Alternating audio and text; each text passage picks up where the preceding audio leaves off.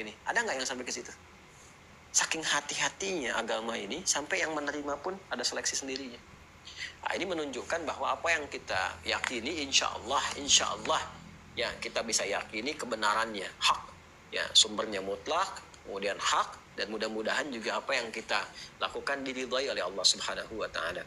Jadi konfirmasi yang dibacakan di hari ini adalah Imam Al-Bukhari ingin mengonfirmasi bahwa jalur periwayatan hadis ini saya pastikan benar semua. Jangankan dari si fulan, nih ada sanad lain, 1, 2, yang lainnya ini orang-orangnya, silahkan digali latar belakangnya.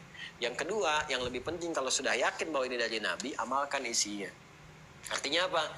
Mulai dari sekarang, perbaiki diri kita menjadi pribadi muslim yang lebih baik, tinggalkan segala yang kontraproduktif, yang dilarang, yang mungkar, dan yang fahsya. Kalau pernah berbuat itu, cepat berhijrah. Cara berhijrah itu bukan ikut satu kelompok tertentu, komunitas tertentu, ya, tapi lebih tepatnya berpindah dari keadaan tertentu, yaitu yang dilarang, kepada kondisi yang lebih baik, yang mendekatkan diri kepada Allah Subhanahu wa Ta'ala. Jadi siapapun yang membimbing kita, kalau mampu mendekatkan kepada Allah dengan cara yang benar, kita ikuti. Ya, jadi bukan berarti hijrah itu yang ngaji dengan kelompok ini, kelompok itu, tidak begitu. Atau ustadz ini kalau ngaji dengan ustadz Adi, hijrah namanya. Kalau bukannya tidak begitu. Ya, siapapun yang membimbing kita kepada jalan kebenaran, mendekatkan diri kepada Allah, menambah wawasan kita, saat yang bersamaan juga menyampaikan dengan cara yang benar, petunjuk-petunjuk yang benar. Nah, itulah yang menjadikan patokan jalan kita untuk berhijrah. Orangnya disebut dengan muhajir, prosesnya disebut dengan taubat, dan mudah-mudahan nasuha. Nasuha itu benar adanya, sungguh-sungguh diterima, dan nasuha juga berarti sesuatu yang lapang. Karena itu nasihat, kenapa disebut dengan nasihat? Karena di dalamnya ada kelapangan hati. Ya, kalau sudah diterima, lapang keadaan hati kita. Anda minta nasihat, diberikan penjelasan, lapangkan keadaan hatinya. Di tobat nasuha itu tobat yang benar-benar, yang menjadikan hati kita lapang untuk menerima perintah Allah dan menjauhi larangannya. Itu gambaran-gambaran keterkaitannya. Jadi kurang lebih itu sepotong dari hadis untuk menyempurnakan. Mudah-mudahan yang sepotong ini kualitasnya tinggi di hadapan Allah dan menyempurnakan keimanan kita saat kembali kepada Allah Subhanahu wa Ta'ala. Baik, yang hadis selanjutnya teman-teman sekalian sebelum saya akhiri, ini mengonfirmasi yang tadi disampaikan. Jadi saya bacakan dulu sedikit ya, satu aja. Setelah itu nanti setelah itu saya berikan clue untuk yang ke depan. Ya, di halaman 23, qala haddatsana Sa'id bin Yahya bin Sa'id al-Qurshi qala haddatsana Abi qala haddatsana Abu Burdah ibn Abdullah ibn Abi Burdah an Abi Burdah an Abi Musa radhiyallahu anhu qala qalu ya Rasulullah ayyul islami afdal. Ya kan? Nah, sekelompok sahabat bertanya kepada Rasulullah SAW, mengonfirmasi ini, ya Rasulullah, siapakah orang Islam yang utama itu? Ya, kalau ke orangnya. Kalau ke ajarannya, ya Rasulullah, Islam yang seperti apa? Ya kan? Yang sempurna itu, yang baik itu yang kita praktekkan. Ya, kalau Islam sudah pasti sempurna, sudah pasti baik. Tapi orang ini ingin mengonfirmasi, bagaimana sih cara menampilkan keislaman yang baik? Ya, kalau bahasa bebasnya, ya Rasulullah, seperti apa cara berislam yang baik itu, yang sempurna itu? Sehingga kita bisa menjadi orang Islam yang baik, yang sempurna. Qala, maka dijawab oleh Nabi, man salimal muslimuna min lisanihi wa yadihi. Mengonfirmasi apa yang telah kita bahas. Kata Nabi, berislam yang baik itu adalah dengan cara menampilkan karakteristik yang menenangkan, membuat kenyamanan, ya, menghadirkan keselamatan bagi orang-orang Islam di sekitarannya dan masyarakat pada umumnya, khususnya dari perbuatan-perbuatan tangan dan lisannya. Ya, makanya saya katakan Islam sejati itu Islam yang memberikan kedamaian, ketentraman, kebaikan, dan kebenaran. Ya, dengan cara yang benar. Jadi bukan mengikut-ngikutkan atau berusaha menyenangkan orang, bukan. Bukan membenarkan perilaku yang salah dengan menyenang-nyenangkan, bukan. Tapi memberikan kedamaian, keselamatan. Karena kata salimah itu ada unsur selamat.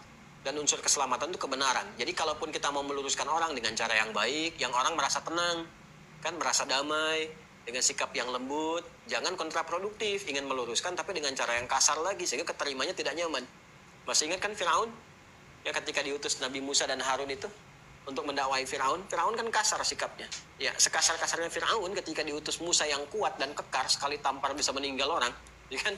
Ditemani oleh Harun, kalimatnya tetap lembut dan itu perintah. Quran surah Thaha, surah ke-20 ayat 43 sampai 44.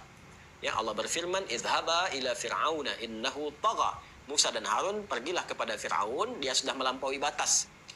Jadi raja, jadi presiden, jadi pejabat itu dianjurkan, silahkan, gak dilarang dalam Islam. Justru dengan Islam meningkatkan kualifikasi jabatan itu, kualitas jabatan akan meningkat, lebih bagus lagi. Cuma kalau sudah ya menyelewengkan jabatan, bertindak sewenang-wenang, maka syariat meluruskan. Ya, bukan ingin menurunkan, tapi meluruskan. Salah tuh, ya. Ya, jadi syariat itu datang untuk meluruskan, memberikan bimbingan, bukan menurunkan dari jabatan, menghilangkan harta benda, bukan, tapi memberikan kualitas yang lebih baik. Idzaba ila fir'auna innahu tagha faqula lahu qawlan layyina la'allahu yatadhakkara wa yakhsha. Maka katakan dengan lembut. Ya, katakan dengan lemah lembut, dengan cara yang baik, arahkan dengan hikmah sehingga mengerti bahwa dia sadar dia keliru dan memperbaiki kekeliruannya. Ya, jadi bukan, sekali lagi, bukan menghujat ke orang, bukan menurunkan kehormatannya gitu kan dan sebagainya, tidak, lebih memperbaiki. Ya, itu gambarannya. Jadi ini satu gambaran bagaimana praktek dalam Al-Qur'an dicontohkan dan dalam hadis kita diarahkan dan kita mencoba untuk memperbaiki diri. Saya pun demikian. Dan saya memohon maaf ya kalau selama menyampaikan ta'lim mungkin ada kata-kata yang kurang berkenan, sungguh tidak bermaksud untuk hal-hal yang tidak baik, yang buruk, tapi saya harus mencontohkan terlebih dahulu. Ya, saya bermohon ampun pada Allah Subhanahu wa taala, meminta maaf kalau ada siapapun yang tersinggung dengan sikap ataupun sifat yang kontraproduktif dari yang pernah saya sampaikan. Semoga Allah mengampuni, semoga teman-teman juga memaafkan. Pun demikian, ya kita semua mencoba untuk memperbaiki diri, semoga wafat dalam keadaan husnul khatimah insyaallah. Baiklah, kita akan mencoba melanjutkan tentang perkara-perkara, hal-hal yang mampu menguatkan iman dan juga dengan itu mampu menjaga keadaan diri kita sehingga tetap stabil dalam kebaikan. Sebelum kita lanjutkan pembahasan di hadis Al-Bukhari, kitab Sahih Al-Bukhari di Kitabul Iman yang menerangkan kepada kita tentang petunjuk Nabi SAW, khususnya dalam mengoptimalkan tentang bab atau subtopik rukun iman, saya akan berikan dulu satu bagan, yang bagan itu akan menyambungkan pada pembahasan-pembahasan hadis yang akan kita kaji. Sekaligus nanti di situ kita akan mengevaluasi dalam setiap tahapan-tahapan yang telah kita pelajari.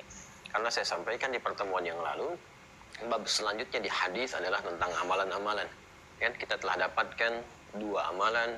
Kemudian kita akan coba tuliskan, kita akan lihat, evaluasi. Setiap kali kita masuk kepada bab yang baru, bab yang kemarin sudah mutlak ya, harus mengikat diri kita untuk coba diamalkan sesuai dengan kemampuan kita. Karena ingat, hisab orang yang telah berilmu dengan yang belum berilmu, itu ada berbeda. Ingat ya, hisab orang yang telah berilmu dengan yang belum berilmu. Berilmu itu sudah tahu. Sudah tahu hukum dengan yang belum tahu hukum itu berbeda. Anak kecil belum tahu hukum, belum sampai kepada masa baligh, maka belum dituliskan apa yang dilakukan, belum dihisab apa yang dikerjakan. Orang dewasa yang sudah masuk masa baligh, terkumpul banyak informasi pada dirinya, telah matang keadaan diri, telah bisa mengetahui, memilah dan memilih mana yang benar, mana yang salah, berlaku hisab untuknya. Setiap kali dia mendapatkan informasi, belajar sesuatu, maka ujian berlaku untuknya. Ingat itu ya. Ini sudah fitrah hidup. Karena itu dalam fase formal pun saat seseorang belajar pendidikan formal, ketika diberikan pengetahuan, ilmu, setelah itu ujian. Silahkan dicek anak-anak kita. Sekarang kan masa libur ya. Libur kan setelah ujian kan. Kemudian menerima rapot kan. Ya, itulah fitrah hidup. Di dunia saja kita sudah diberikan gambaran. Ya, kita harus menyadari itu dengan penuh kejujuran bahwa satu saat pun fitrah itu akan melekat dalam kehidupan akhirat. Ya, dibawa maksud saya ketika dihisab. Ya, seperti itu jalannya. Kita telah diberikan pengantar awal bahwa ketika seseorang masuk institusi pendidikan, apakah di tingkat paling rendahkah misalnya, ya kan?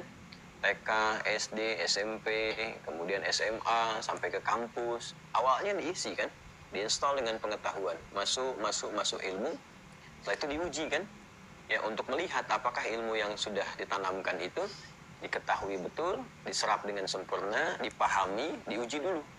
Ya, apa maksud ujian itu? Supaya diketahui kematangan ilmu pengetahuan itu untuk diterapkan dalam kehidupan dan melahirkan sebuah nilai. Di situ terlihat benar tidaknya, sukses tidaknya, berhasil tidaknya orang ini belajar dan menangkap pengetahuan. Maka nanti dari SD lulus ke SMP naik tingkat lagi. Kehidupan juga begitu. Ya, Anda, saya, kita belajar saat ini, kita sama-sama belajar. Hanya mungkin peran yang diberikan berbeda, ya kan? Nah, setelah kita belajar ini, itu pasti akan diuji oleh Allah Subhanahu wa taala ya lewat berbagai dinamika kehidupan. Berbagai ujian kita dapati untuk mempraktekkan apa yang telah kita pelajari ini. Berhasil nggak? Ya, kalau kita berhasil, nyampaikan, dicatat. Malaikat mencatat, dapat pahala gitu kan, ada kebaikan-kebaikan, nanti naik tingkat. Ya, naik tingkatnya apalagi dengan tambahan ilmu lagi, naik lagi, naik lagi. Seperti itulah kualitas kita berkehidupan itu akan terjadi. Dinamikanya seperti itu. Nah, karena itu seseorang tidak akan lepas dari ujian. Karena dengan ujian itu nanti muncul amal saleh. Kalau nggak ada ujian, nggak ada amal saleh. Ya, bagaimana bisa memunculkan sabar? Kalau tidak diuji misalnya dengan amarah, dengan macam-macam sekitaran kehidupan kita. Ya kan? Ya, jadi apapun yang kita lakukan, ini baru bangun tidur aja udah ada ujian. Ya kan? Baru bangun tidur tuh, bangun tidur udah ada ujian. Apakah bangun ini nanti merespon suara adzan, Allahu Akbar, kita akan coba siap-siap, atau teruskan tidur lagi, ya, atau mencoba mengambil jeda beberapa menit, ya, harap-harap jedanya 5 menit nanti bangun lagi, ternyata 50 menit bangunnya gitu, dan sebagainya. Nah, jadi macam-macam. Anda mau taklim sekarang pun, ya, ada tantangan-tantangan, tidak mudah. Apakah mengerjakan ini dulu, apakah bikin minuman dulu, apakah macam-macam, itu berbagai hal yang kita harus harmonikan keseluruhannya sehingga berlangsung secara proporsional pada saat yang bersamaan. Nah, sekarang kalau kita kembalikan, bismillah, ke aspek bahasan yang telah kita tampilkan, ya, di sini kan ada pokok keimanan.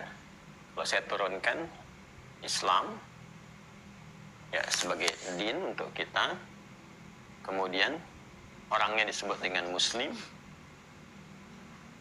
ya kan? Dari sini melahirkan satu formulasi, turunkan ke bawah, ya kan? Formulasi pertama, ini ada iman. Ya. Sebelum saya sampai ke iman, perhatikan baik-baik. Islam ini dinnya yang dipeluknya. Saya beri keterangan sini ya, supaya nanti kalau baru melihat, kadang-kadang kan ada sebagian orang yang citranya ingin cepat gitu, tidak mengamati dari awal pembahasan, sehingga tidak mengerti dari mana ini dituliskan. Ya, harus diberikan simpul-simpul atau clue tertentu untuk mudah memahami sesuatu. Ini dinnya. Ya, saya sudah terangkan perbedaan din dengan agama itu apa. Silahkan dicek di awal jumpa kita. Ini orangnya, manusia. Kalau dalam konteks ini pemeluknya, karena kita manusia, saya sebut orangnya gitu kan, manusianya. Karena ini manusia, seperti pernah disampaikan di pertemuan yang lalu, sudah pasti memiliki 3 unsur utama, ya, pembentuk diri sebagai manusia. Saya ingatkan ya, fisik, akal, kemudian apanya? Rohnya, ya kan? Jadi kalau saya sudah sebut manusia, 3 fungsi itu harus ada. Keterikatan antara 3 itu, baik itu antara rohnya, ya kan, ataupun kemudian akalnya di sini, ataupun kemudian di sini fisiknya, jawarih, ya kan, itu akan selalu terkait berkelindan dalam berkehidupan. Ya, ini sumber kehidupan di nafas. Ini yang mengikat nanti segala perintah, instruksi yang bersumber dari sini, seperti saya jelaskan kemarin. Ini yang mengeksekusi bagian terluarnya. Ya, jadi semua eksekusi yang ditampilkan oleh fisik, nama lainnya jawarih namanya ya, bagian tubuh kita itu, maka nanti hasil cernaan dari akal, kan, diikat oleh akal yang terusannya terambil perintahnya dari sini, dari roh yang menjadi nafas, dan di sini ada sumber kehidupan. Ya, di sini ada iman, terdapat dalam jiwa takwa. Fa'alhamaha fujuraha wa taqwaha. Sisi lain di sini ada fujur. Ya. Saya turunkan ke bawah. Maksudnya, qad aflaha man zakkaha, kan? Akan berbahagia kehidupan seseorang, sukses jika mampu menekan fujurnya untuk menjadi katalis ya kepada jiwa takwanya. Asalnya begini. Tidak boleh dia berdiri sendiri ke sini. Di sini ada setan kan, menggoda, memberikan was-was. Ya. Jelas ya? Ya. Dia dilaknat oleh Allah Subhanahu wa taala, la'anahullah wa qala la attakhidanna min ibadika nasiban mafruḍa. Demikian di Quran surah keempat itu, An-Nisa, yang saya pernah sampaikan dari ayat 118 sampai dengan 119, ya kan? Atau 120 ke bawahnya. Ini yang jadi concern kita, poin kita di sini. Jadi iman itu ada di jiwa takwa, di sini poinnya. Ini akan menjadi bimbingan kehidupan, Dan di sini ada puncak-puncak segala sifat kebaikan. Sifat-sifat kebaikan disebut dengan khair. Ini selalu bagannya tak saya tampilkan karena nanti dalam Al-Quran kalau kita ngaji, kan? Dalam hadis kalau kita belajar mendalami hadis, istilah-istilah ini akan selalu kita temukan. Nah, saya mencoba menyampaikan apa yang guru kami telah ajarkan atau dari literasi-literasi yang kita temukan untuk memberikan awal pemahaman supaya mengerti. Kalau disebutkan ini, kesini maksudnya. Kalau ini, kesini maksudnya. Jadi kalau kita mengaji, kualitas ngajinya akan berbeda. Ya, jadi kalau Anda menemukan kata khair dalam Al-Quran, khairat, itu kan jamaknya. Ini adalah akumulasi sifat baik yang dikandung oleh jiwa takwa di sini. Nah, ini berupa potensi pada diri kita. Kalau para nabi, itu langsung Allah yang mengaktifkannya, ya kan? Memberikan pengajaran langsung terus supaya ditampilkan, diberikan, dikuatkan dengan mukjizat. Ya, karena itu manusia pertama yang diciptakan oleh Allah, ya kan? Kemudian juga diturunkan sebagai nabi pertama, pembawa berita besar, tugas pertama. Beda antara nabi dengan rasul seperti yang pernah saya tegaskan di pertemuan-pertemuan yang lalu. Rasul sudah ada umat, baru berdakwah. Nabi untuk pribadinya, Nabi Adam disebut nabi bukan rasul karena turun umat belum ada, ya kan? Tapi karena beliau nabi ya, maka ada sifat kenabian. Di antaranya aktivasi jiwa ini, jiwa takwa yang mengumpulkan sifat baik itu langsung diajarkan oleh Allah. Ilmunya diajarkan. Ya, karena kan masuk ke sini jadi ilmu, ya kan? Data, informasi jadi ilmu. Karena itu hal pertama yang diajarkan oleh Allah itu pengetahuan kepada Adam untuk mengaktifasi ini sehingga siap menjalani fungsi kehidupan. Itu yang dimaksudkan di Al-Baqarah ayat 31. Hati-hati ya, kita sudah agak dalam ngajinya karena sudah lebih daripada 40 video. Kalau Anda fokus, kita akan naik step pemahamannya gitu, agak tinggi cara kita memahaminya. Perhatikan Quran surah kedua Al-Baqarah ayat 31. Wa 'allama Adama al-asma'a kullaha. Allah mengajarkan langsung, ya kan, berbagai hal, jenis-jenis, nama-nama, aspek-aspek pengetahuan yang dibutuhkan. Untuk apa? Menjalani fungsi kehidupan di muka bumi sebagai khalifah. Dan menjalaninya lewat apa? Ini aktivasinya di sini. Untuk memunculkan segala sikap-sikap yang keluar, merespon tugas-tugas kekhalifahan di bumi itu, nanti responnya dari mana sumbernya dari sini. Ini harus diaktifasi.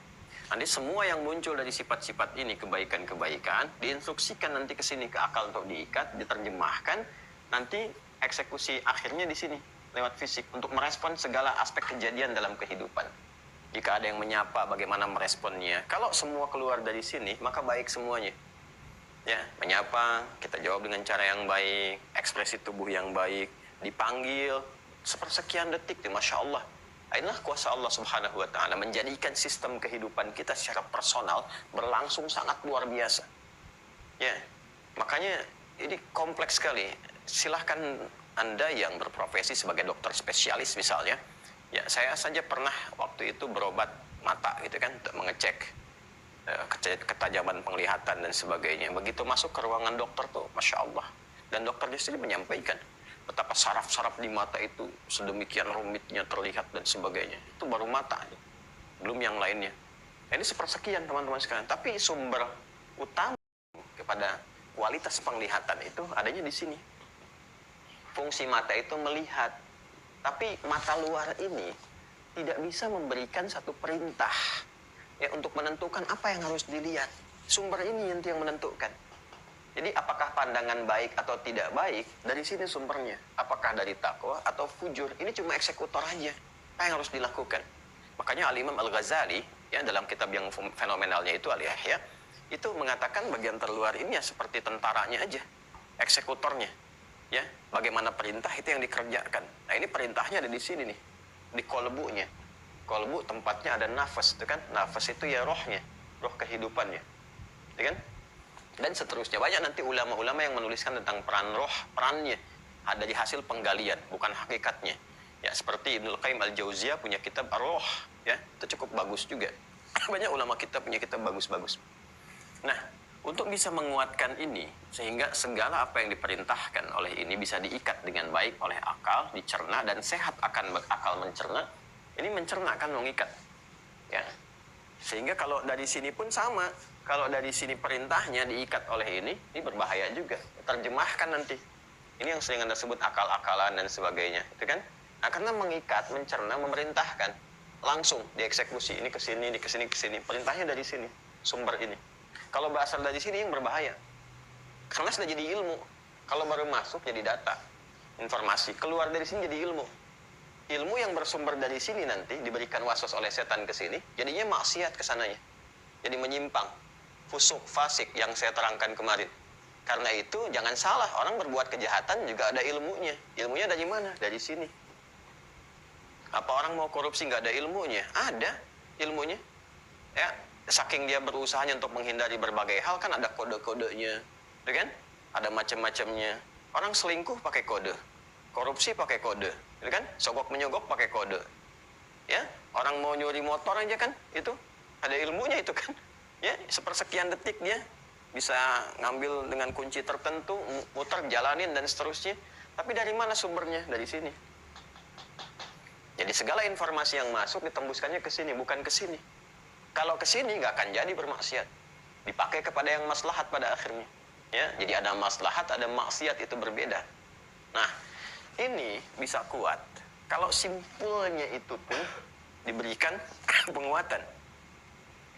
Ya, simpulnya, rukunnya, pokoknya, pondasinya. Jadi itu yang berjumlah 6 itu. Karena di dalamnya ada cahaya iman, ya kan? Maka simpulnya disebut simpul iman. Rukunnya, rukun iman. Pondasinya, pondasi iman. Karena simpul itu berguna untuk mengikat, supaya mengikat jiwa takwa ini kuat, ya kan? Nah, keadaannya disebut dengan akidah. Karena itu iman disebut juga dengan akidah untuk menunjukkan kepada simpulnya ini. Paham ya? Nah, dari sini ketika kita akan kuatkan ada berapa simpulnya, rukunnya. Itu yang disebut ada 6 itu. 1, 2, 3, ya kan? 4, 5, 6. Sudah kita sebutkan satu persatu, ya kan? Dari mulai iman kepada Allah, ya kan? Kemudian kepada malaikat. Ya, kemudian di sini ada kitab, sini ada rasul, sini ada hari akhir, kan? Kemudian yang terakhir ada qada dan qadar, ya. Q&Q. Nah, jadi kalau ini teman-teman sekalian kita bisa kuatkan maksimal, maka ini menjadi cahaya. Mengikat kuat, jadi cahaya keluar.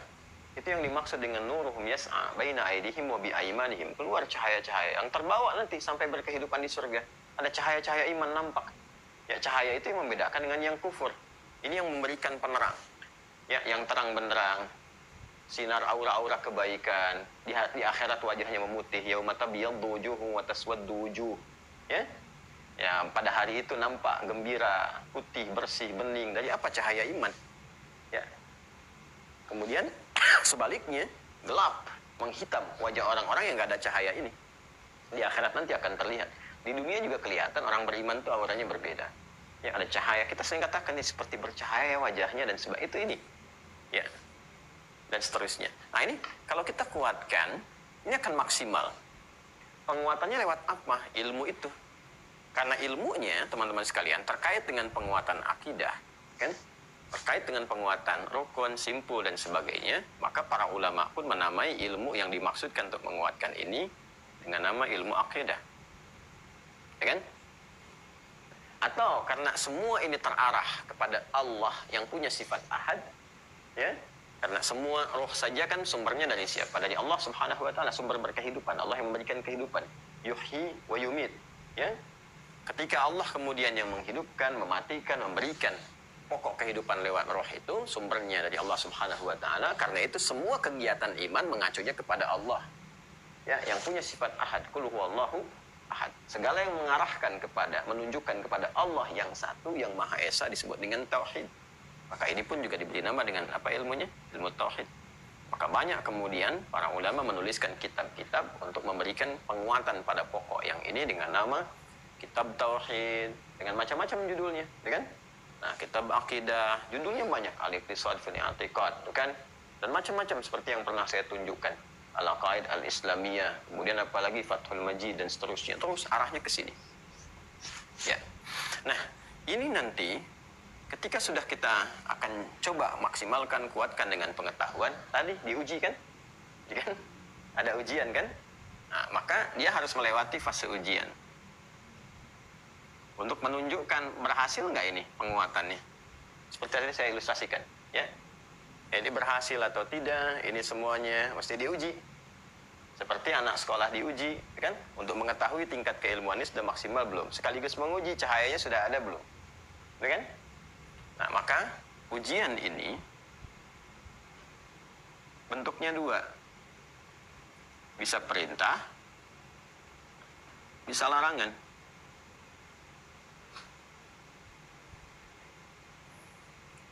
Karena iman, takwa, gambaran dari bawaan roh, gitu kan? Ini. Dan ini sumber kehidupan yang diberikan oleh Allah Subhanahu wa taala. Maka yang pantas menguji pun itu hanya Allah. Ya kan? Allah yang menguji, nggak bisa makhluk lain menguji. Ya, karena semua hal yang terkait dengan ini berkehidupan, Allah yang berkehendak. Maka yang paling tepat untuk bisa mengetahui kualitas ini semua, bentuk-bentuk ujiannya pun Allah yang mengetahui. Nah, secara simpel digambarkan kepada kita, ujian-ujian yang disampaikan, diinfokan, saking rahmannya Allah kepada kita, diinformasikan oleh Allah. Kalau tidak rahman, ya diuji aja, bingung kita. Ya. Tapi karena Allah Maha Adil, sempurna kemuliaannya, rahmatnya, maka diterangkan kepada kita. Lewat apa? Lewat kitab. Lewat hudan, lewat petunjuk. Di petunjuk itu dijelaskan. Untuk memaksimalkan fungsi yang ini, bentuk ujiannya seperti ini. Untuk memaksimalkan fungsi yang ini, bentuk ujiannya begini. Untuk mencegah supaya fujurnya ini tidak muncul dan mendominasi, sehingga ini tertutup, maka nanti ada bentuk larangan seperti ini. Kalau kita kumpulkan seluruh bentuk itu, maka terkualifikasikan pada dua bagian. Kalau bukan perintah, if'al, maka larangan, la taf'al. Do it, leave it. Kerjakan ini, tinggalkan ini, jauhi ini, dan seterusnya. Nah, ini gambarannya. Dari bentuk semua ujian ini, berupa perintah dan larangan, kalau kita kemudian satukan, karena sumbernya dari Allah, ya kan? Karena sumbernya dari Allah Subhanahu wa taala, kemudian diperintahkan dengan ini, dilarang ini, muncul ujian ini, maka sekaligus semua bentuk ini juga bagian dari ketaatan kita kepada Allah. Artinya apa? Kalau ingin kemudian kita dapat berhasil, sukses, memunculkan cahaya, menampilkan sifat baik, ikuti ini kan? Ikuti ini kan? Maka sifat untuk bisa menjalani ujian ini, pertama harus punya sifat taat. Ta'ah. Ya kan? Kemudian diikuti dengan baik.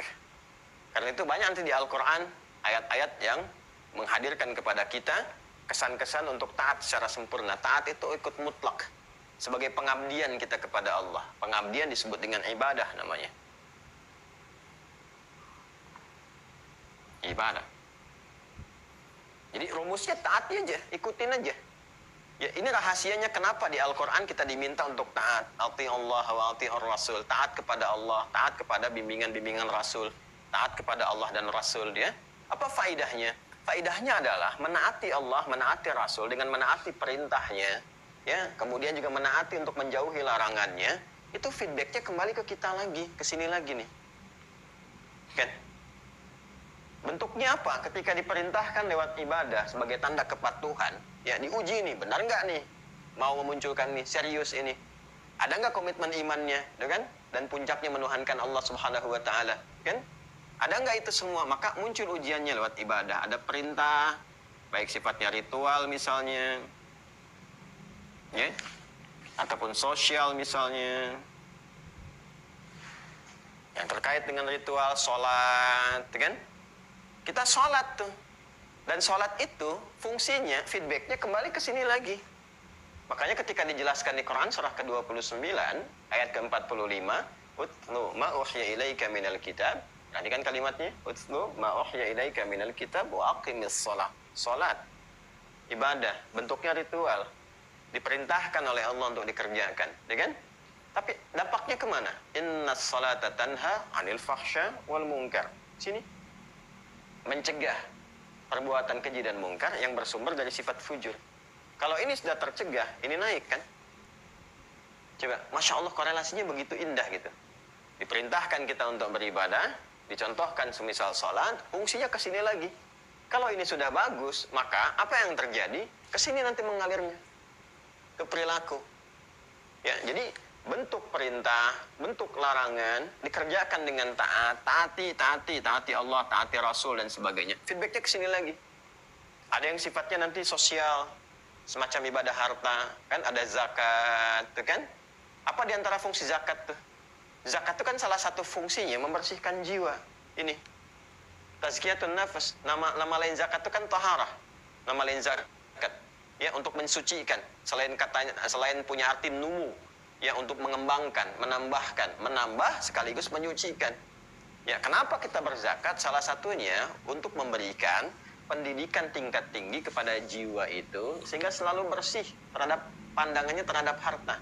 Tidak berlebihan, tidak tamak, tidak rakus, tidak ria. Itu untuk mengikis itu semua. Orang yang selalu berlatih dengan memberi, gitu kan? Nah, maka akan terkikis dalam dirinya sifat-sifat pandangan berlebihan terhadap harta. Memandang harta akan mengabadikan, mengangkat derajat tinggi, kan? Sehingga tampil kesombongan, sifat ria, tamak, rakus. Kalau sudah tamak, rakus, dan sebagainya, maka ini yang sangat berbahaya. Nggak peduli orang. Ya, dalam keadaan susah pun yang penting bagaimana nambah lagi hartanya, nambah lagi.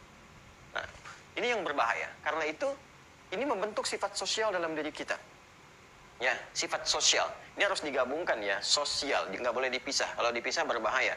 Ya, sosial. Dia yang orang lain yang sial. Ini yang bahaya. Ya, jadi semua terhubung di sini. Semua terhubung. Jadi ketika dikembalikan ke sini, feedbacknya balik lagi ke kita, ke diri kita pribadi. Ya, karena itu nanti tindakan yang muncul apa? Ketika memberi, Masya Allah, ada kelapangan dalam jiwa, ya, memahami bahwa oh ini loh fungsinya seperti ini, ada kenikmatan, jadi membentuk kebiasaan. Akhirnya puncaknya apa? Proporsional. Dia bisa mengatur harta dengan baik dan seterusnya. Ini ada nilai-nilai kebaikannya. Feedbacknya ke sini. Maka kalau dikumpulkan nanti ujian-ujian ini nanti bentuknya syariat, bentuknya jalan. Ya, bentuknya jalan. Dan kalau kita kumpulkan di sini, nah, nanti jalannya melalui syariat. Ilmunya nanti ada lagi. Ilmunya disebut dengan fikih namanya. Ya. Nanti kita akan masuk ke sini untuk mengoptimalkan. Nah, kalau ini sudah maksimal, ya, sudah diikat nih, sudah diuji nih. Ini sudah baik, akal akan mengikat. Ya, bagaimana cara untuk mengeksekusinya? Kan mesti ada ujian, diperintahkan. Ya kan? Nah, maka ketika diperintahkan, ada perintah, ada larangan, fisikkan mengeksekusi kan? Nah, eksekusinya kan berupa pekerjaan, perilaku, berupa perbuatan. Di sini menurunkan perbuatan. Perbuatan itu, bahasa Arabnya disebut dengan amal namanya. Amal. Nah, karena amal ini disupport oleh ini, sudah kuat nih semua nih. Supportnya dari sini. Dari ujung kepala sampai ujung kaki. Pikiran kita beramal. Ya kan? Dengan apa? Ya, memikirkan sesuatu. Ya, dhan, berprasangka, memikirkan sesuatu. Sehingga kalau di sini kan baik semua kan?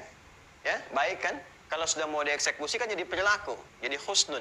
Ya, husnun. Makanya ada istilah husnudhan. Ya, kenapa? Karena kalau sudah dikerjakan nanti dapat poin. Poinnya hasanah. Makanya derivasi dari kata hasanah itu pun ada husnun. Perbuatannya husnun, puncaknya nanti ihsan, poinnya hasanah. Ketika dituliskan dapat pahala disebut dengan ajrun.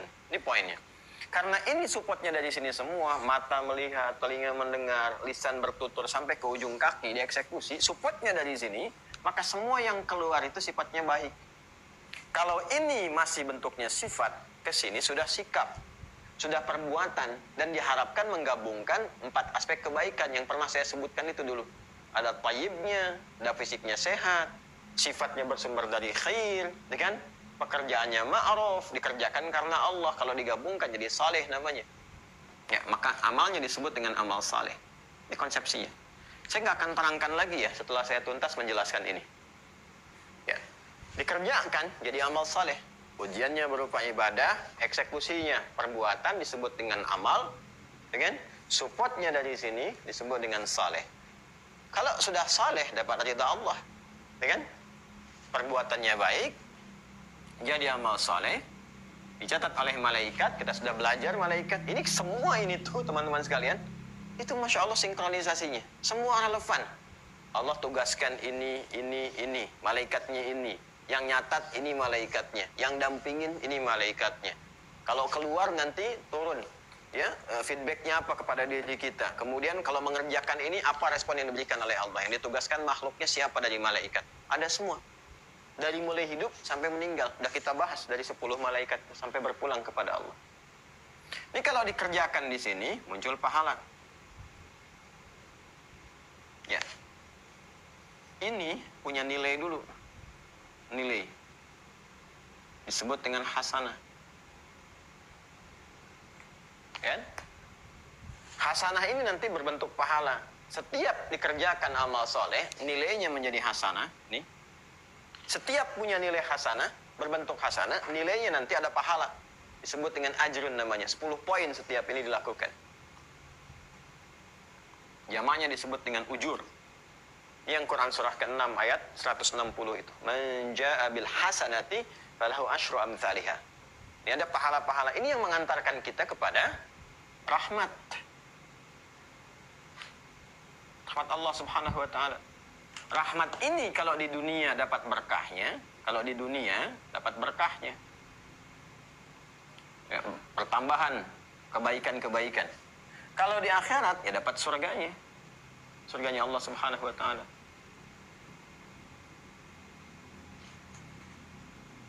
Ya. Rahmat ini bila diberikan di dunia dengan rahmannya Allah mendapatkan keberkahan. Di akhirat dengan rahimnya Allah mendapatkan surga. Karena itu ketika kita ya, diuji ini, teman-teman sekalian, dengan ujian-ujian ini, ya, apa puncaknya? Semua ujian-ujian ini mengantarkan kita kepada persetujuan Allah, perlindungan Allah, ya. Kemudian juga diberikan pendampingan-pendampingan berkehidupan dengan keadaan yang nyaman ini, saleh, supaya dapat ini, rahmat. Lihat Quran surah kedua Al-Baqarah ayat 155 sampai 157. Quran surah 2 Al-Baqarah ayat 155 sampai 157. Paling kiri dari agak ke atas sampai ke tengah sedikit. Walanabluwannakum bisyai'in minal khauf wal ju' wa naqsin minal amwali wal anfusi wath thamarat. Ini wabashshiris sabirin, ujian. Alladzina idza asabathum musibah qalu inna lillahi wa inna ilaihi raji'un. Kembali kepada Allah. Ulaika alaihim salawatum min rabbihim wa rahmah. Rahmat. Orang-orang yang benar menjalani ujian-ujian ini, di ayat 157-nya, ini korelasinya. Menjalani ujian-ujiannya dengan benar, dengan baik, dan seterusnya, maka orang-orang ini akan mendapat pujian dari Allah. Salawatum min rabbihim. Ya, tambahan-tambahan kebaikan. Dipuji oleh Allah subhanahu wa ta'ala. Kan? Nah, kemudian rahmat, dapat rahmat. Berkualitas hidupnya, dapat berkah, ziyadatul khair. Berkah itu ziyadatul khair. Kan? Wa ulaika humul muhtadun, diberikan petunjuk. Kalau sudah muhtadun, dapat hudan. Sudah kalau sudah dapat hudan, aflah dia. Orangnya muflih, jamaknya muflihun. Wa ulaika humul muflihun. Di akhiratnya, ketika rahmat diberikan, ya surga. Karena itu, surga disebutkan oleh Allah. Dasarnya apa? Dasarnya adalah iman, ini, amal saleh, ini. Eksekusi dari iman ini, yang dieksekusi berbentuk perbuatan jadi saleh. Di Al-Baqarah ayat 25, ketika disebutkan kalimat surga pertama dalam Al-Quran, وَبَشِّرِ الَّذِينَ آمَنُوا, iman, ini, وَعَمِلُوا الصَّالِحَاتِ, amal saleh. Anna lahum jannatin tajri min tahtihal anhar. Surga. Karena itu tipikal orang beriman itu sudah begitu diberikan ujian perintah larangan taat saja. Itu kalimatnya qalu sami'na wa ata'na. Ghufranaka rabbana wa ilaikal masir. Al-Baqarah ayat 256 itu. Ya. Setelah amanar rasulu kan iman semua tuh. Amanar rasulu bima unzila ilaihi min rabbi wal mu'minun. Ya, terus sampai akhirnya. Qalu sami'na wa ata'na. Kami dengar, kami taat. Semakin tinggi tingkat taatnya kepada Allah dan Rasulnya, semakin tinggi, nah, semakin berkualitas ini, semakin bagus juga berkahnya. Semakin tinggi tingkat surganya. Karena itu di An-Nisa, Quran surah keempat, ayat 69, ya, tingkat tertinggi orang-orang hebat yang dikumpulkan dengan para nabi, orang-orang yang membenarkan tentang ajaran agama, sedekon, dengan para syuhada, kan tuh amalannya tinggi-tinggi tuh. Ya, sampai kaget tutup spidol tuh, kalau lompat. Ya, saking tingginya. Itu puncaknya apa? Puncaknya ketaatan kepada Allah dan Rasulnya. Ya, lihat kalimatnya, wa may yuti'illaha war rasulah. Siapa yang mampu menaati Allah dan Rasulnya, pakai man tuh. Tawarannya kepada setiap kita secara personal dan terbuka. Siapa yang mampu menaati Allah dan Rasulnya, itu sami'na wa ata'na, sami'na wa ata'na. Pokoknya diperintahkan sami'na wa ata'na. Dilarang nih sami'na wa ata'na. Kerjain aja. Ya, kerjain aja. Maka apa yang terjadi? Faulaika ma'al ladzina an'ama Allahu 'alaihim. Maka mereka itu akan disatukan, dikumpulkan bersama orang-orang yang sudah mendapatkan nikmat dari Allah. Ya, nikmat. Jadi ada orang-orang yang berkehidupan di dunia itu nikmat saja. Nikmat, dapat berkah terus. Apapun yang dia kerjakan. Kan zaman Nabi itu banyak yang kaya juga banyak. Bahkan kebangetan kayanya. Kaya banget, kebangetan kayanya. Level yang tertingginya. Abdurrahman bin Auf, Utsman bin Affan dan sebagainya. Setelah selesai kehidupan di dunia pun asetnya masih ada. Kayak Utsman bin Affan itu masih mengalir terus. Yang pejabat banyak, pejabat publik banyak, ya kan? Nah, sampai level-level tertinggi, yang ilmuwan, begawan keilmuan banyak. Sampai yang pakai tenaga, semua level, tapi berkah semua hidupnya gitu. Dan di akhirat pun tertinggi. Faulaika ma'al ladzina an'ama Allahu 'alaihim minan nabiyyina was-siddiqina wasyuhada was-shalihin. Ini. Dan orang-orang saleh yang setiap kehidupan dunianya ini dia siapkan untuk menun perbuatan-perbuatan yang diridhai oleh Allah Subhanahu wa taala. Di puncaknya ini. Ya, karena itu kembali ke sini dasarnya ini. Sami'na wa ata'na, sami'na wa ata'na, sami'na wa ata'na. Diperintahkan apapun dia kerjakan. Dilarang apapun dia tinggalkan. Kalau konsisten dengan ini semuanya, dapat kita ini semua. Maka, teman-teman sekalian, kalau kita maksimalkan semua ini, kita kerjakan, ini konsepsi ke bawahnya ya.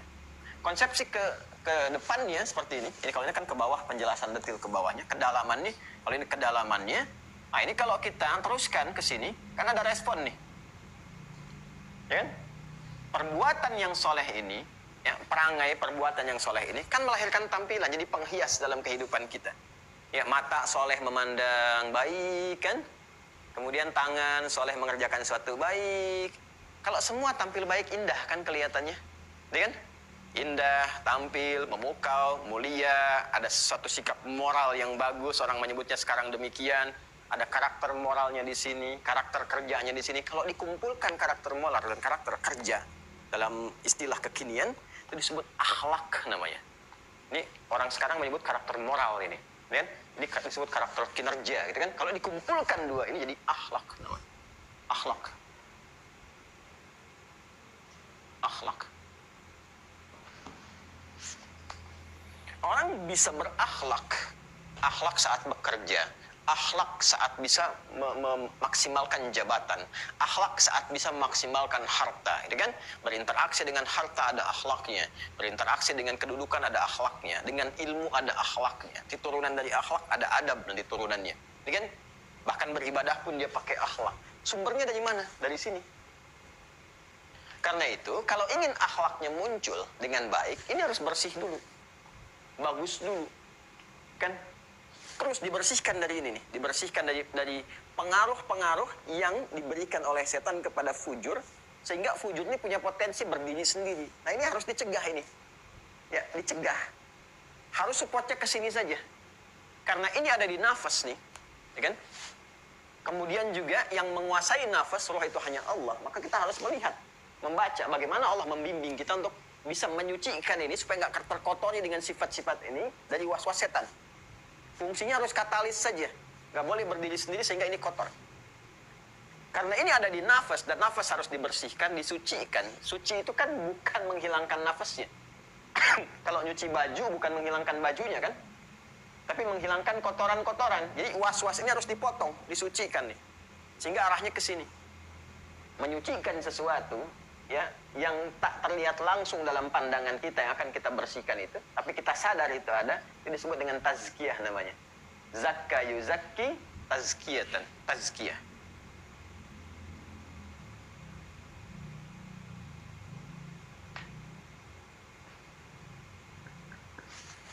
Ya. Zakka yuzakki tazkiyatan. Karena ini ada di dalam nafas, ini semua dalam nafas, maka disebut dengan tazkiyatun nafas. Ini asalnya. Kata dasarnya zakka. Zakka, yuzakki. Zakka, yuzakki. Jelas ya? Zakka, yuzakki. Kalau orang Sunda biasanya Z sering diganti dengan J. Ya, jaka. Jaka. Asalnya sama dari zakka itu. Zaka, jaka, jaka sembung, Jaka baring kalau ke Palembang, kan? Jaka tingkir dan sebagainya. Ya, jadi itu dari zakka asalnya. Kalau kita ambil dari serapan bahasa Arabnya, ya zakka seperti F jadi P gitu kan. Nah itu ada beberapa di lidah ya, di sebagian suku di Indonesia F jadi P. Ada orang mengatakan orang Sunda susah bilang F. Itu fitnah ya. F. Nah ini zakka yuzakki. Ini zakka nggak pakai titik dua, ini zakka yuzakki begini.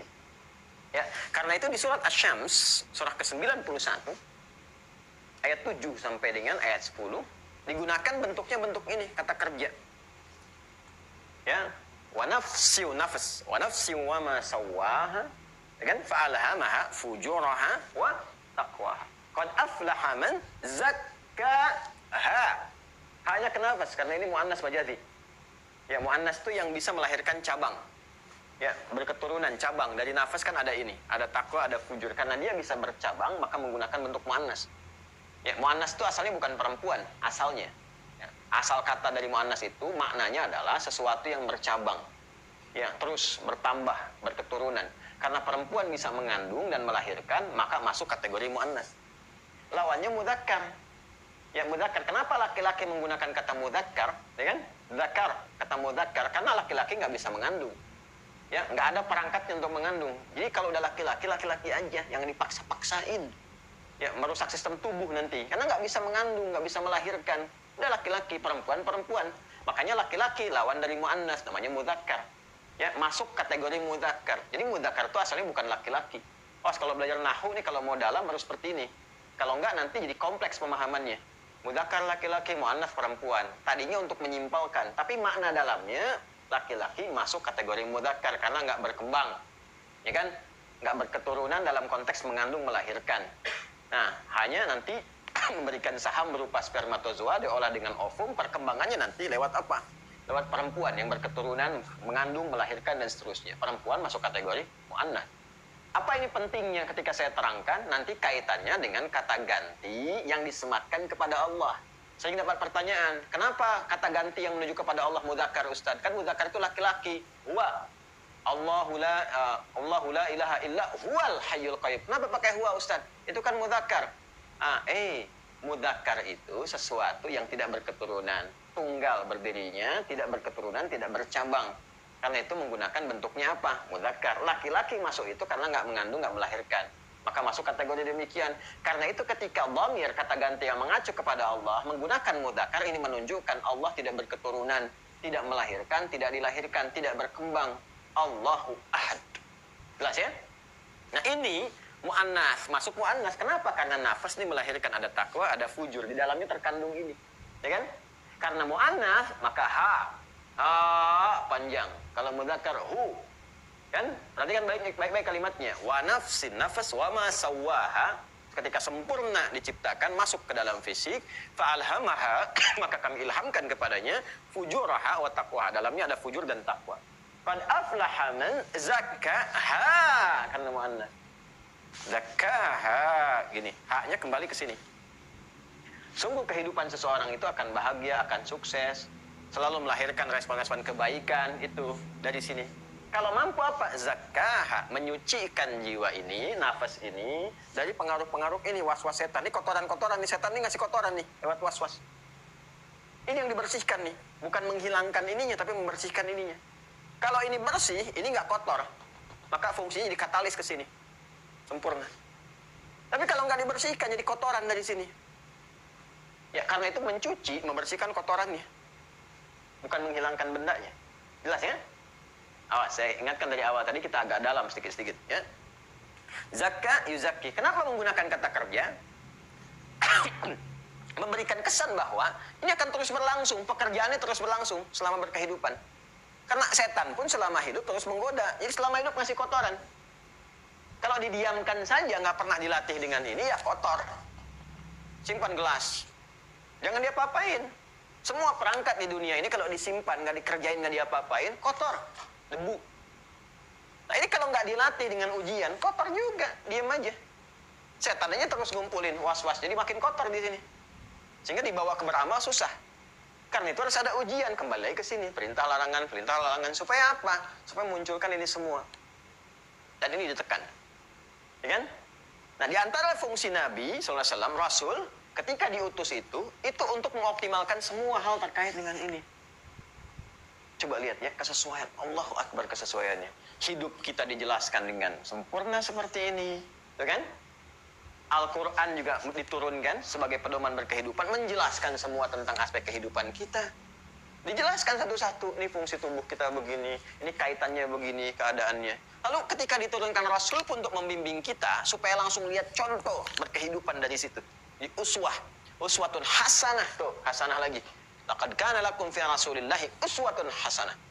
Kalau kita pengen lihat semua kegiatan jadi amal saleh, jadi hasanah, lihat contohnya nih, langsung kelihatan. Tidurnya begini, bangunnya begini, macam-macam. Ke kamar mandinya begini, dan semua ada perangkatnya. Yang lihat di rumahnya ada istri-istrinya, ya kan?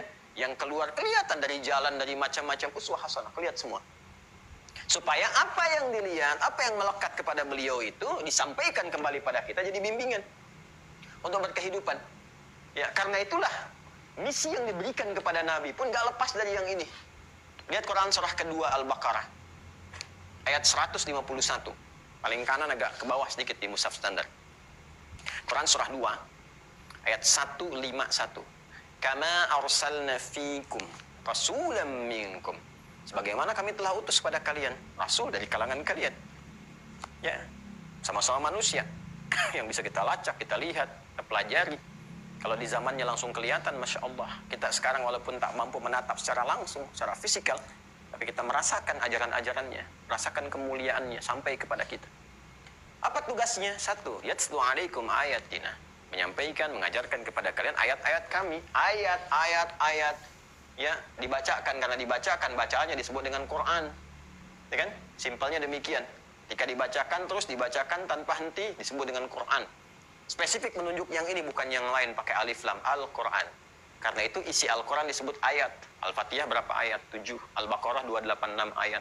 Al-Imran 200 ayat. Ayat.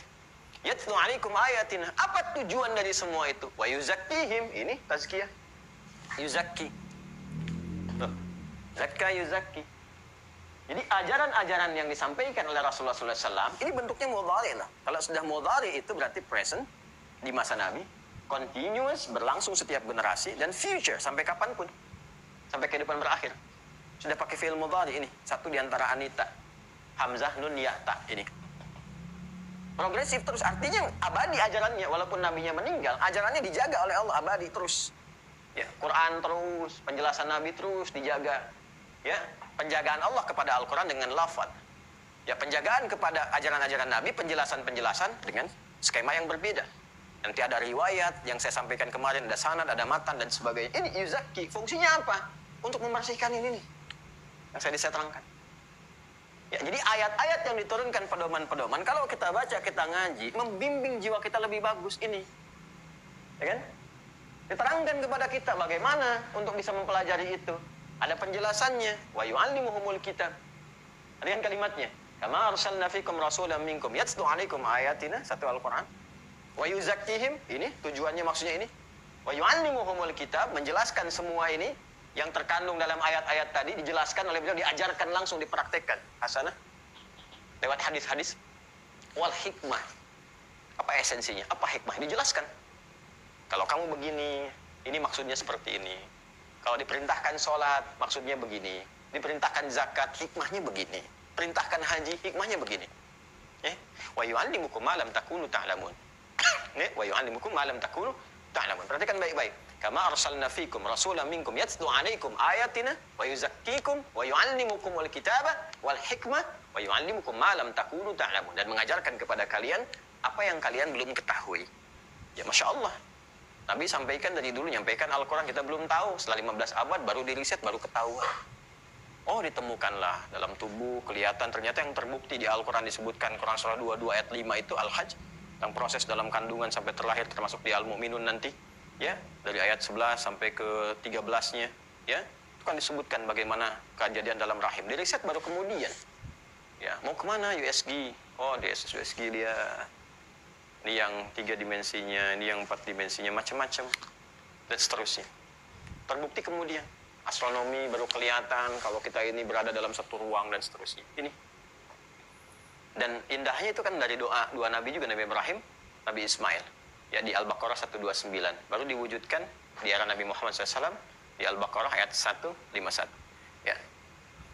Kama arsalna fikum rasulan minkum yatlu alaikum ayatina wa yuzakkikum wa yu'allimukumul kitaba wal hikmah wa yu'allimukum ma lam takunu ta'lamun. Nah, maka tugas Nabi mengajarkan kita semua lewat praktek, ya, lewat perbuatan-perbuatan yang mensupport itu semua untuk memaksimalkan fungsi-fungsi ini. Kemudian juga ini dijelaskan tata caranya. Jadi ini dijelaskan seperti ini cara menguatkannya. Ini dijelaskan dengan ilmunya juga, bahkan contohnya, kalau ritual begini caranya, kalau zakat sepersegini kalau dikeluarkan, kalau di kebun begini, kalau ada airnya hujan dari langit begini sekian kadarnya, kalau pakai pengairan sistem sendiri sekian kadarnya, kalau beternak dijelaskan, kalau unta segini, kalau misalnya sapi dan turunannya segini, kalau kambing segini, dan seterusnya. Jelaskan. Nanti wujudnya dalam bentuk perbuatan. Nah, dari sekian banyak trigger ini yang bisa menguatkan iman sekaligus berupa amalan digabungkan jadi satu, dikumpulkan oleh Imam Al-Bukhari dalam Kitabul Iman. Kita telah pelajari dua. Ya, pertama terkait sifat al-haya, satu, berarti kumpulan akhlak itu satu. Yang pertama al-haya, gitu kan? Nih. Wah, kalau kita ingin maksimalkan ini, praktek pertama, satu, malu. Ya, kalau harus berbuat maksiat, kalau menyimpang itu malu. Rasa malu harus ada untuk menyimpang. Malu kalau ngikutin fujur. Malu kalau ngikutin setan. Masa mau disebut orang ikut setan? Kalau ikut setan kan bahasa paling cepatnya kesetanan. Bapak Ibu kan nggak mau disebut kesetanan ya? Ya kan? Kan sudah melekat tuh dalam lisan orang. Ya, ada kalimat-kalimat setan melekat pada apapun. Dia kesetanan, persetan, setan. Bahkan langsung disebutkan sifatnya dan seterusnya. Hal-hal yang kiranya sulit bagi kita untuk mengatakan. Tapi kan kita juga marah kalau disebut begitu. Nggak mau kan? Fitrah kita menolak kan? Ya kan? Silahkan kalau kita mendengar misalnya ada orang disebut dengan yang dilekatkan kepada setan itu dengan kalimat-kalimat tadi, kita pasti akan menolak. Karena fitrah kita nggak mau ada begini. Kalau nggak mau ya jangan diikutin. Udah nggak mau malah diikutin. Ya, tahu bohong itu kalau keluar jadi perbuatan support dari setan diikutin, bohong juga. Nyogok juga, korupsi juga, bikin hoax juga, mencela juga, ya itu ngikutin ini. Karena itu kata Allah malu nanti. Ya, lewat lisan Nabi malu kalau di akhirat nanti, dimasukkan pada golongan pengikut setan. Apa nggak malu tuh? Ya, di dunia aja nggak mau disebut demikian, kok perbuatannya diikutin. Harus malu ini. Maka malu itu bagian dari iman. Al-haya'u minal iman. Syu'batan minal iman. Ya kan? Bagian dari satu cabang iman. Ini dijaga. Sampai akhir kehidupan. Sampai akhir kehidupan ini, turunan-turunan ini kita udah belajar satu. Dari berapa? Dari 60 lebih. Bid'un wasitun. Ini kalau kita turunkan ke sini, kurang lebih formulasinya, formulasi yang ini tarik, kan? Ada lebih daripada 60. 60 plus. Plusnya antara 1 ke 10. Ya, atau 3 ke 9. Bid'un namanya. Kalau dikaitkan dengan aspek masa kita berkehidupan, ya, kata Nabi, ya umur umatku ya sekian antara 60 ke 70, pas benar dengan ini. Ya, wa qalilu ma yazidu 'ala dzalik, sedikit yang melampaui itu. Sedikit yang melampaui. Ya umat Nabi kan banyak. Ya, kalau misalnya 2-3 miliar kalau digabungkan dulu-dulu kan sampai ke 15 abad, ya taruhlah kita kumpulkan misalnya. Kalau sampai sekarang 2-3 miliar, ya sedikitnya dari segitu berapa? Ya. 3 miliar kalau misalnya 10%-nya aja udah 300 juta, ya kan? Ya kan? Kalau kita mau ambil seperti itu, teman-teman sekalian, ya sedikit itu ya sedikit, mungkin beberapa dari sekian 10%, 1%, sekian persen, lebih daripada ini. Ada yang kurang dari 60, tapi rata-rata di sini. Kalau kita ambil rata-rata bagian dari umum, average-nya gitu kan ini kembalinya ke sini juga. Iman itu cabangnya, tingkatannya, penguatannya ya lebih daripada 60, antara 60 ke 70. Artinya apa? Ini isyarat secara tidak langsung bahwa jaga iman sampai wafat. Dengan cara apa? Meningkatkan takwa.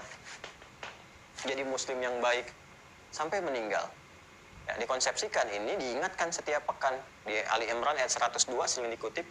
Ya ayyuhalladzina amanu iman ittaqullah, tingkatkan takwa, haqqa tuqatih wa la tamutunna illa wa antum muslimun. Jaga. Di antara turunannya kita keluarkan satu udah diambil, haya dan iman. Apalagi kemarin bentuknya berupa larangan. Kan ini aja nih. Kalau nggak perintah larangan kan? Perintahnya bisa menjaga ini, larangan tinggalkan ini, kan? Bisa sifat keadaannya praktekan ini, perintahnya ini harus praktekan, rasa malu. Rasa malu agar tidak berbuat maksiat, kan? Malu untuk berbuat maksiat, jangan berbuat maksiat, praktekan perintah. Kemarin juga perintahnya Pak, jaga tangan dan lisan. Ya, jaga lisan, jaga tangan. Nah, ini ya, tolong keluarkan nih. Ya, tulis satu-satu ya. Lihat ini, nah, ini kita praktek, maksud saya kan udah dibelajari nih, pasti akan diuji. Ayo, ngetik apa nih sekarang nih, yang lagi belajar? Jangan-jangan nanti saya nerangin Anda sibuk chatting. Lihat nih, apa yang diketik tuh, apa yang dibikin status, apa yang dilihat, jaga tangan. Kalau udah belajar materi ini, ya, setiap ketik yang baik-baik, bikin status yang hasanah. Kan kita belajar ini nih. Gimana caranya? Pokoknya lisan tuh jadi amal soleh. Ya kan? Kemudian tangan jadi amal soleh. Jadi kalau ngetik, pin status pun yang baik, tulisin yang berpahala, tangan berpahala, lisan berpahala. Nah, karena ini mengumpulkan ini nih, pokoknya ada perintah apa, larangan apa, perbuatan apa, itu yang kita kumpulin aja, kerjakan selama hidup. Nah, sekarang kita bertanya lagi, apa lagi sih yang dicontohkan Nabi? Ya, selain terkait dengan ini, jaga lisan, jaga tangan, kesempurnaan sebagai muslim, dengan ya, man salimal muslimun, kan, min lisani wa yadihi. Ya, orang Islam yang bagus itu, yang al-muslimu, orang Islam yang hebat, yang sempurna, yang baik, kan? Ialah orang yang mampu mendamaikan, menenangkan orang Islam sekitarannya dan orang-orang masyarakat sekitarannya dari apa? Ya, dari perbuatan lisan dan tangannya. Jaga supaya jadi amal soleh. Sekarang pertanyaannya, apalagi sih yang bisa men-trigger gitu kan? Mensupport supaya amal solehnya ini muncul, ininya keluar dan menunjukkan bukti ketaatan, kekuatan iman dan takwa kita kepada Allah. Nah, ini yang akan kita kumpulkan terus. Dan ini mengantarkan kita untuk mengaji kembali bab yang selanjutnya. Ini mukadimahnya. Nah, jadi tugas Anda sekarang, begitu saya bacakan hadis tiap hari, Anda tambahkan ke ujung sana tuh. Ya. Jadi gimana caranya lisan pakai akhlak? Ya, tangan pakai akhlak. Ya kan? Al-haya bagian dari akhlak dan seterusnya. Nah, sekarang apalagi nih praktikalnya? Kita tinggal lihat aja masuk kemana nih yang kita baca ini. Apakah masuk ke langsung perbuatan, ataukah perintah larangan, atau masuk ke bagian pertama langsung ke simpul-simpul takwa, ya, hadis-hadis yang dijelaskan Nabi, tinggal kita keluarkan di ujung, bikin deh kurikulum, bikin bagan, ya, jadi insan baik, insan paripurna, gitu kan? Nah, tinggal satu. Nah, ini al-haya udah saya praktekin belum nih, lihat-lihat ujung kepala sampai ujung kaki. Terus lisan, tangan, hati-hati, karena ini kalau sudah disebutkan berarti jadi organ inti. Ya, coba lihat inti kita beraktivitas kan dari khususnya yang sangat beresiko kan lisan. Ya, kepleset lisan bahaya. Ya, kepleset mata masih bisa kita kondisikan lagi, tahan. Kepleset lisan, wah itu menyebarnya cepat. Ya, kadang lisan itu tidak bicara, tapi tangan nulis. Ah, jadi berita kemana-mana. Sekarang apa yang ditulis di Singaparna bisa ke Singapura. Nyampainya.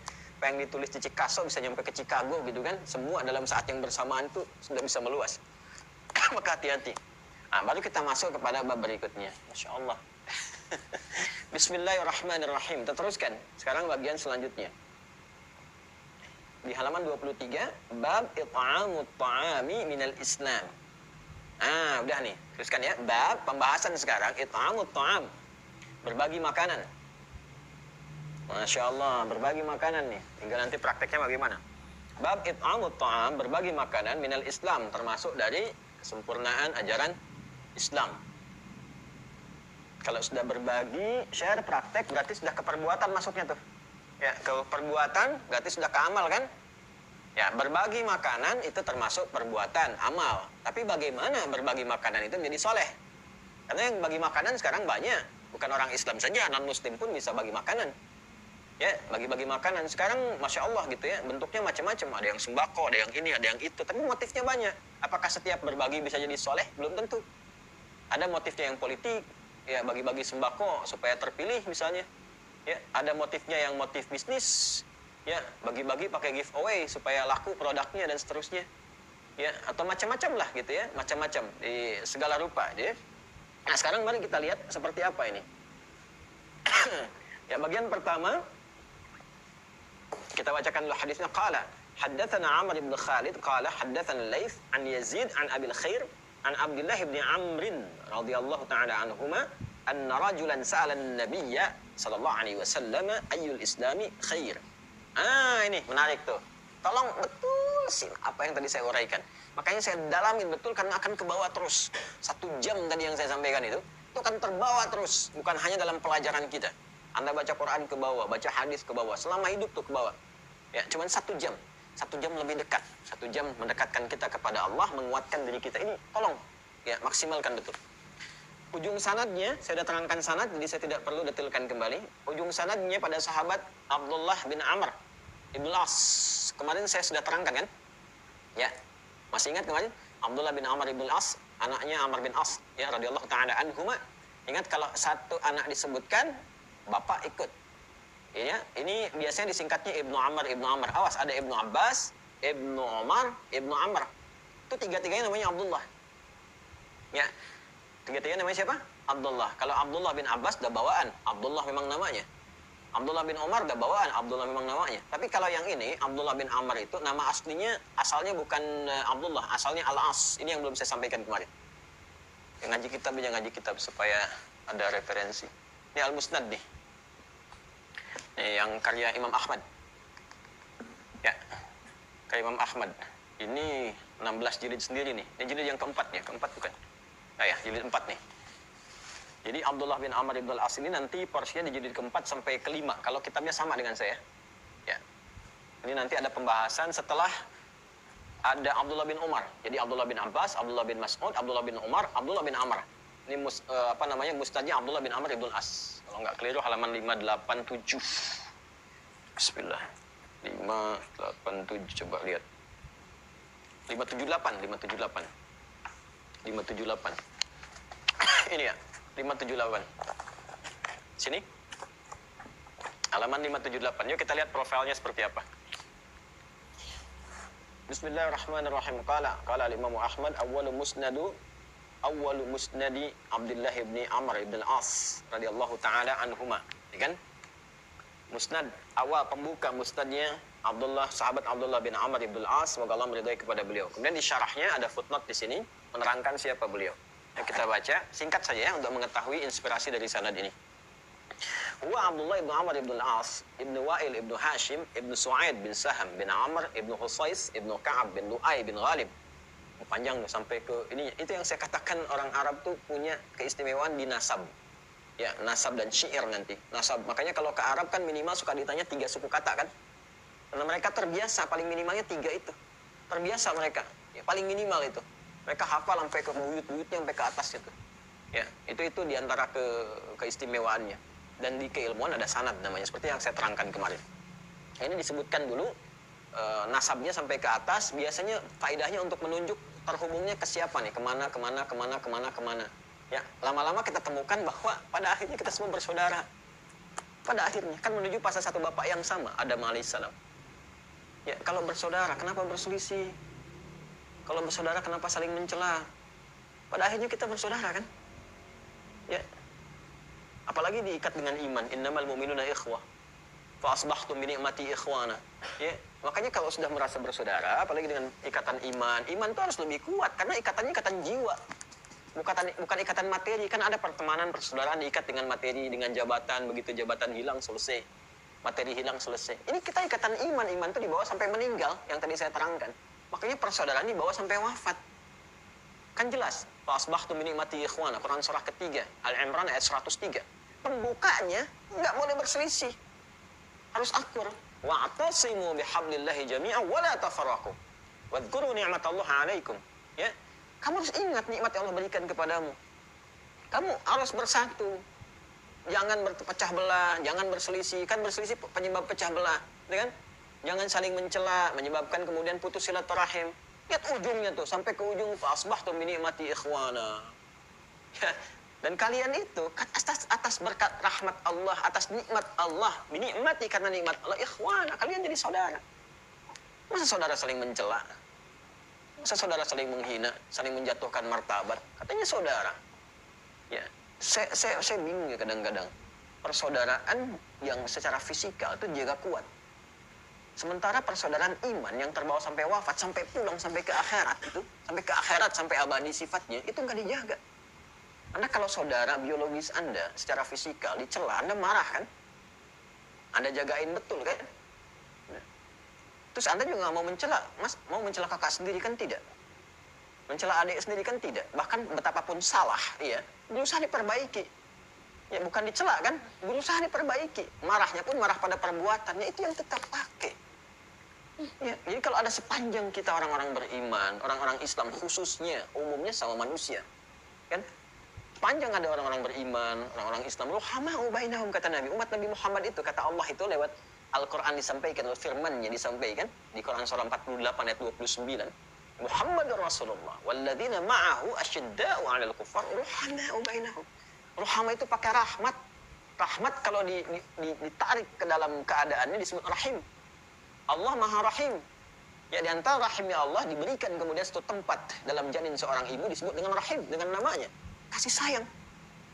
Walaupun nendang-nendang kan ibu nggak balas pukul. Apa ibu sedang mengandung anak nendang-nendang, malah ketawa, sedang nendang-nendang. Nggak ada ditendang mukul. Ya kan? Itulah rahim. Ya, rahim, rahmah, rohama. Jadi kita itu umat rohama. Kalau ada yang salah-salah dari orang, apalagi sama muslim salah, keliru, jangan dijatuhkan martabatnya, dikoreksi kesalahannya. Ya, jangan dijatuhkan, apalagi sibuk saling mencela. Saya bingung juga, kenapa sih harus saling mencela, saling merendahkan, menjatuhkan martabat orang dan sebagainya. Ya kan? Manusia pada umumnya saja dijaga kehormatannya, apalagi sama muslim orang beriman. Ini.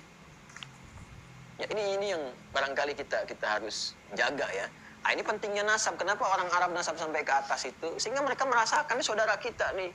Kalau dulu ini diambilnya kesukuan. Makanya suku antar suku itu kalau kita lihat di Arab tuh, tempo dulu sampai kekinian tuh. Hubungan antar suku itu kuat, saling menjaga. Suku ini saudaraan sama suku ini. Karena dari bapak tuh ada ketersambungan. Ya. Terus ini, bani ini kan suku itu. Keluarga ini sampai ke atasnya. Sehingga saling melindungi, saling menjaga. Itu dia. Setelah datang Islam, penjagaannya bukan dalam bentuk kesukuan lagi.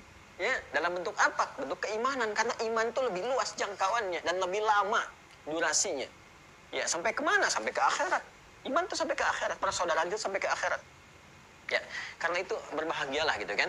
Orang Islam itu harusnya nggak usah diajarin lagi dengan konsepsi persatuan. Karena kitab dia sendiri sudah menanamkan pada jiwanya wa'tasimu bihablillahi jami'ah. Alhamdulillah diserap tuh ke dalam dasar falsafah negara kita itu. Persatuan Indonesia. Dalam konteks keindonesiaan, keimanan semua bersatu dalam kebaikan. Teruskan ya. Kana ismuhu a'ni Abdullah bin Amr.